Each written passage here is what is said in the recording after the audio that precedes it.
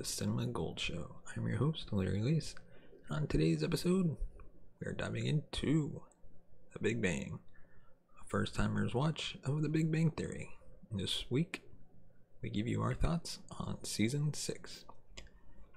But first, we'd like to thank our sponsor, Poddex, for sponsoring this episode. If you're a podcaster looking to grow your audience and get more engagement, check out Poddex today. Use the promo code Larry21 at poddex.com. And now on to today's topic. By the time a TV series reaches its sixth season, it's extremely common to see it hit a slump in quality. The end is usually vaguely in sight at that point, leaving the characters to sort of flounder about in their ongoing conflicts and relationships, until the final season is announced and a new sense of momentum is injected into the series. That seems to be the problem plaguing The Big Bang Theory right about now. The episodes in Season 6 range from great to meh. There weren't really any stinkers in the bunch, but the truly memorable installments were relatively few and far between. The series just seemed to drag its heels throughout the season, leaving our heroes in pretty much the same place they were a year ago. Except for Wolowitz. Heaven forbid we forget about his little space venture. That conflict formed the crux of the early episodes as Wolowitz was partying it up in the International Space Station, while everyone else continued life as normal in California. Scenes of Wolowitz being bullied by his more experienced and physically robust colleagues got old quick, but this storyline was interesting because it promised to inject some real tension into the newly married life of he and Bernadette. Finally, Wolowitz would be forced to choose between his old life with his mother and his new one with Bernie. Unfortunately, that never really panned out in the way I was hoping. There was some token conflict on that front, but Wolowitz's post-space material tended to center more around his general disappointment in a career that had peaked. The show also frequently suffered from what has long been its most stagnant element, the romance between Leonard and Penny. As much as that relationship is at the heart of the series, it's been a focus since the very first episode after all. The writers rarely found new and interesting avenues to explore. It was still the same old song and dance where the more mature Leonard wanted to settle down while Penny suffered from a perpetual case of cold feet. The season finale finally offered some progression on that front as Penny gladly admitted her love for Leonard, several months after he had done the same for her. Better late than never, I guess.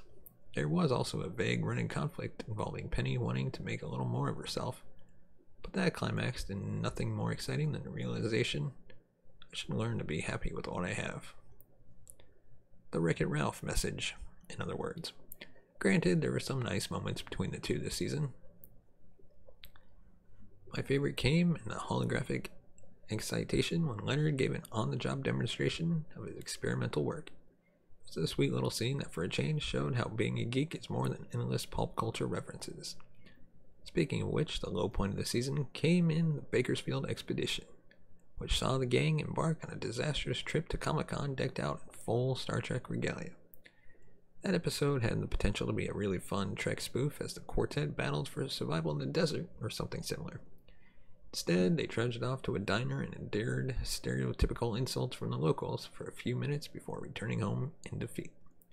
There's long been a debate about whether The Big Bang Theory is celebrating nerds and nerd culture or laughing at their expense. In the case of that episode, it definitely seemed to be the latter. Luckily, Sheldon can be counted on for entertainment, and he tended not to disappoint over the course of the season. Much of the humor revolved around his usual self-centered and arrogant qualities. The running conflict between Sheldon and the human resources director at Caltech was usually good for a few laughs, as the former Texan seemed to be a hotbed of inadvertent racial tension. Sheldon's ongoing relationship with Amy was also frequently a major focus. While the relationship proceeded at no less glacial a pace than Leonard and Penny, that was sort of inherent to the dynamic between the characters. Amy slowly chipped away at Sheldon's monk-like resolve and a lack of sex drive. At times, the show seemed to take too much joy in making Amy the butt of jokes and allowing Sheldon to lord over her. The 10-year turbulence was probably the worst offender in that regard, but fortunately, the season finale tackled that problem head-on, and ultimately, I felt the two were left in a pretty solid place for Season 7. Sheldon often shouldered the burden in terms of comedy, but the real breakout character this season was clearly Raj. Now that 3 of the 4 main characters are in more or less stable relationships, the writers turned to Raj in his chronically unsuccessful love life. Though early on the focus was more on Raj's ostensibly platonic friendship with Stuart, it was fun seeing Raj turn to his friendly neighborhood comic shop owner for companionship while his regular friends were too wrapped up in their own lives. It was also nice to see Stuart take a more active role in the show.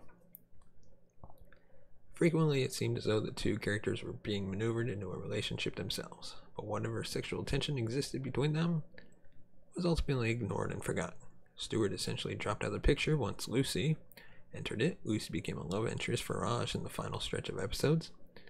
Their dynamic was fun, with Raj bonding with the only person in America more shy than him. It was unfortunate that Lucy herself was abruptly written out in the season finale. But the upside is that Raj finally cured himself of his selective mutism, leaving the door open for plenty more drama in season 7.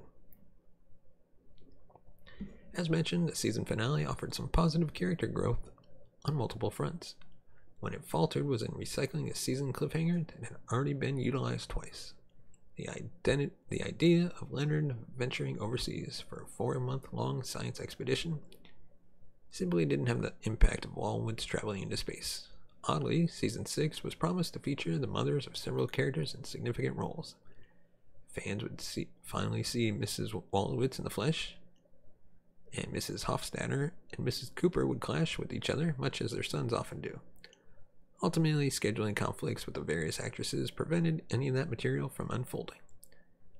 I have to wonder if the season finale was intended to revolve around the mothers, and the Leonard Goes to the North Sea development was simply a quick and dirty patch when Plan A fell through. So my verdict, or I should say the Cinema Gold Show's verdict, again, it wasn't a lousy year for The Big Bang Theory so much as an overly familiar one. Character relationships were often slow to progress, and too often good dramatic potential was wasted. There were definitely some episodes, like the Love Spell potential, that stood out for the humor, but generally the humor was more hit or miss. The show really needs a shot of adrenaline in season 7. Before we move on, give us a thumbs up if you like our video. Hit that subscribe button to be notified of future videos. Go on and smash the bell notification button. And if you want to support the show, you can buy us a coffee at buymeacoffee.com/cinemagold. Your support can help the channel grow, upgrade our equipment, bring in new hosts, be able to pay them, and create even more great content on the Cinema Gold Show. As always, thank you so much for watching and listening. We will see you next time.